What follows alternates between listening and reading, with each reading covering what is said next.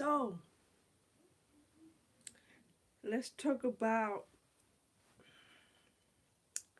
Skeem. Before I start talking about the main storylines and the main characters, I would like to touch on a character called Kuloi. So, this kid has a very interesting storyline that has been really catching my eye, capturing my thought process, my interest. So, yeah. So, his uncle, right, wants him to start working at this company where he works because of what I have no reason why. But Corey has his own thing, his own ideas, his own dream that he would like to pursue, which is being a jewelry designer. He wants to design diamonds. He likes to design all kinds of jewelry. So, which I think is wonderful. You need to follow your dreams. You need to follow where your heart desires lead you.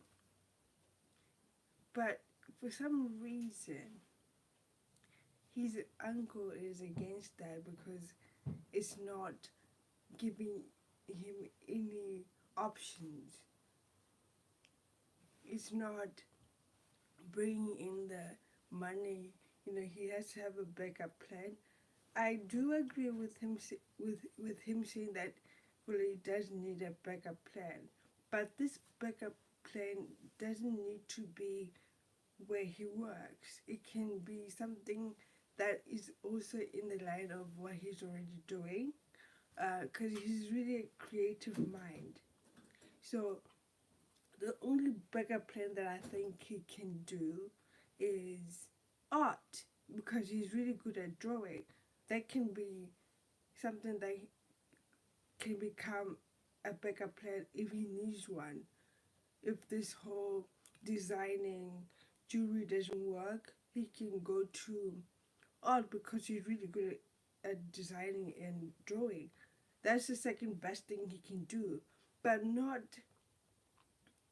being a truck driver because his uncle tells him to do it. It's not his passion. It's not what he's hungry for. It's not what he's meant to do with his life. And he said it. He spoke his mind and said, look, if you're happy with driving trucks all day, if you're happy at this company, I'm happy for you, but it's not what I want to do. It's your thing. And I want to do my own thing, which is design jewelry and sell it to the best bidder. Like, that's what he does. It's his passion, it's from his heart. So you can't tell someone not to follow their dreams because it's your idea or you think it's not gonna work. You can't push someone's ideas on you. That person has to have their own personal ideas, passions, and goals.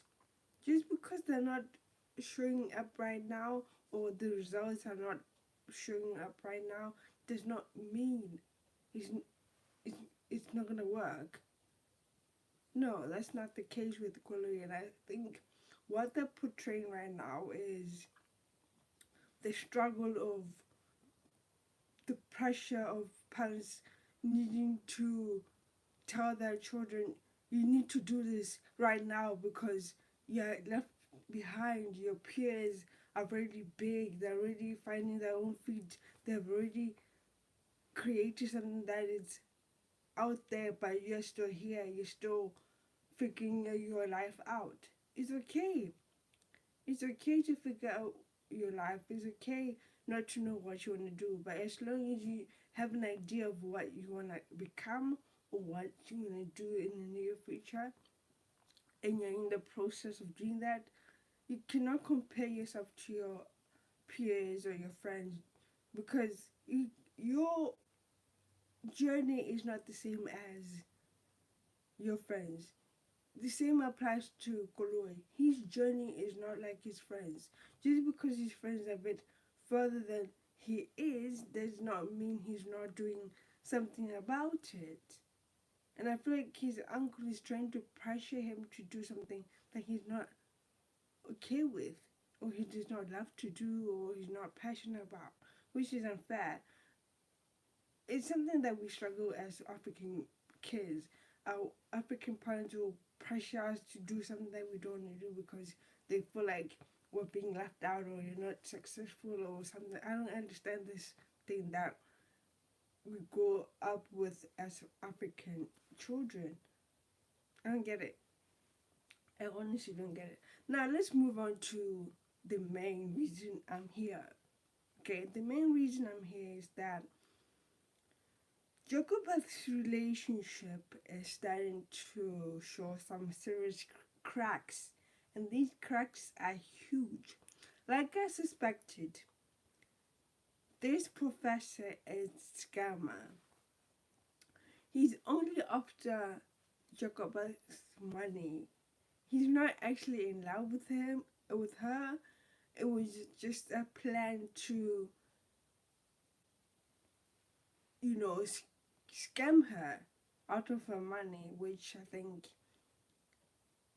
is something that a lot of women fall for. Um, in Jacobet's case, is that she's so oblivious to his actions that she's so smitten, she's in love, she's taken away by his huge, huge gestures like going to Joburg, buying nice food, you know, going on a limousine, you know, all that kind of flashy stuff that she can't even see what he's actually trying to do, which is buy her love or distract her from what he's actually doing, which is scam her. You know, in the beginning when the character came along to the scene, I was hoping for the best. You know, when he was in the hospital and he was with this kid, this French guy, I don't know what his name is, when he warned Elizabeth about that guy, I honestly thought it was coming from the bottom of his heart, or he's actually genuinely worried about Elizabeth. But it was all a front, it was all fake, it was just a ploy to rule in Elizabeth so that he can go after her mom. Now, last night's episode, we finally saw his true nature, his true personality, who he truly is. His mask is coming off, it's slowly peeling off, and Elizabeth got to see that. She finally saw a glimpse of who he truly is as a person.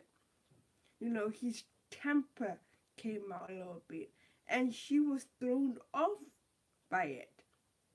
She didn't expect that kind of venom coming from a man who has been so good to her mom, so sweet, so understanding.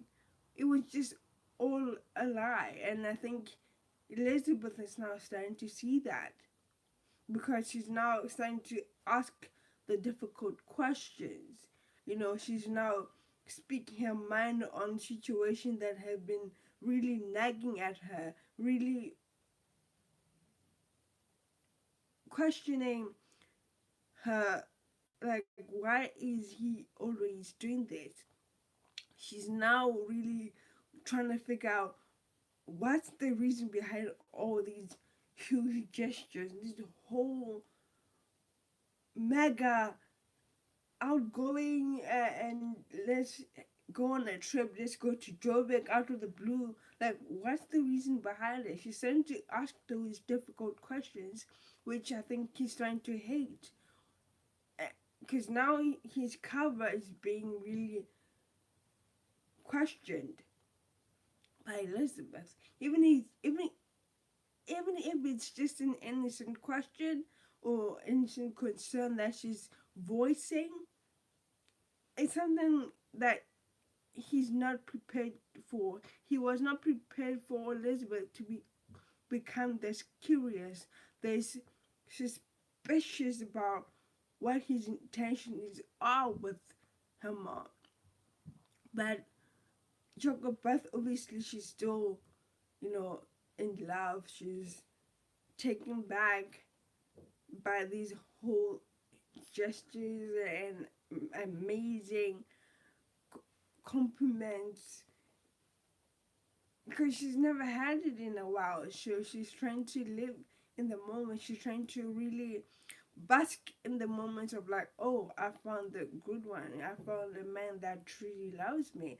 She's not aware that this man is actually after my money. He's actually scamming me. But I'll tell you one thing that I've realized about the professor. As much as he's trying so hard to scam Elizabeth's mom, I think deep down there's an element of guilt, an element of actually he's in love, like vulnerability that he has towards Elizabeth's mom, Jacobeth. I think even though it's a cover, I think deep down he's actually starting to fall in love with her. Even the guy that he works with is questioning him why it's taking him this long to scam her. It's because I think he's enjoying Jacobeth's time. They're enjoying each other. He's enjoying this facade that he's built. I think he's actually starting to fall for his own lies, which are he's pretending to love her, and he was pretending to love her in the beginning, but I think now he is in love with her in the most weirdest way. I think he's really starting to catch some feelings, if I'm not wrong. But in terms of that, yeah. Now let's talk about Leto and his dream of becoming a club owner. You know, deep down I was happy because I don't like Leto as a lawyer. He's pathetic.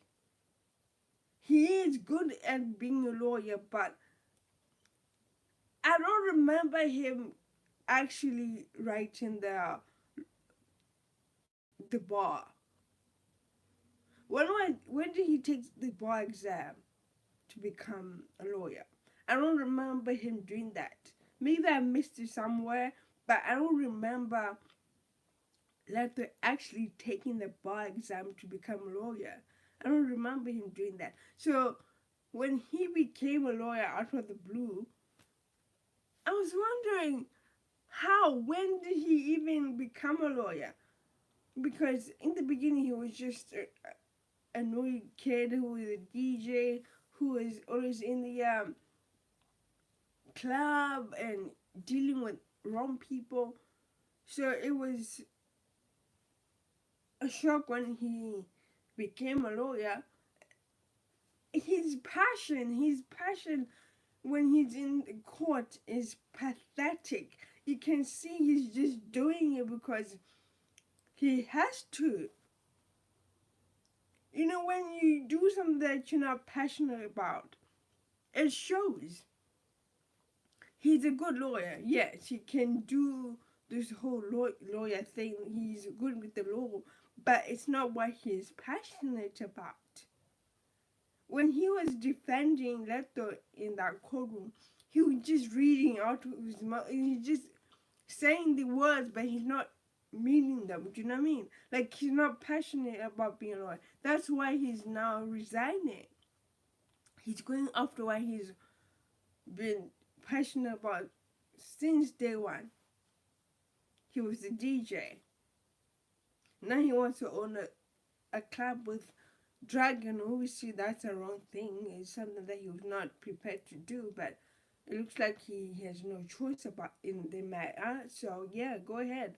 But I think for once he's really thinking about himself.